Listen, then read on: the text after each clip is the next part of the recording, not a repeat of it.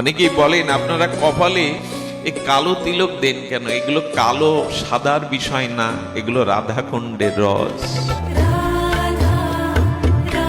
এগুলো অঙ্গে মাখলে অনুরাগ হয়, প্রেম হয়। পুনর্বার রাধাকুণ্ড কিভাবে আবিষ্কার হলো শুনুন। চৈতন্যদেব আরেট গ্রামে গিয়ে আর সংকীর্তনে চোখের জলে যে কজন বাসী ছিল তাদের বলছে, তোমরা বলতে পারো এটা কি আরিট গ্রাম? তোমরা বলতে পারো এটা কি আরিট গ্রাম? চৈতন্যদেবের ভাবদশা দেখে ব্রজবাসী যে কজন ছিল বললেন, ইনি কে? ইনি কোন মহাপুরুষ? এমন আবেগ তো দেখিনি, এমন আবেশ তো দেখিনি, এত অশ্রু জল, এত অনুরাগ তো দেখিনি। প্রভু ধুলায় গড়াগড়ি দিতে দিতে অল্প একটু জল, দুটো ধান ক্ষেত পাশাপাশি, অল্প জল দুটো ধান্য ক্ষেত, অর্থাৎ রাধাকুণ্ড শ্যামকুণ্ড লুপ্ত হয়ে দুটো ধান খেতে পরিণত হয়েছে। অল্প একটু জল।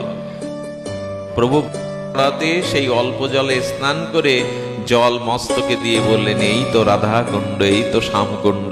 সঙ্গে সঙ্গে প্রভুর সামনে শ্যামকুণ্ড রাধাকুণ্ড প্রকাট হয়ে গেল। আরিট বাসীগণ দেখলেন, কে এই মহামানব, কে এই প্রেমিক, যার কারণে এমনি করে প্রকাট হলো রাধা। এই রাধাকুণ্ড শ্যামকুণ্ড শুধু বললেন না, ওখানে কাদা নিয়ে ধুলি নিয়ে প্রভু তিলক করলেন, আঁচলে বেলে দিলেন রাধাকুণ্ডের রজ।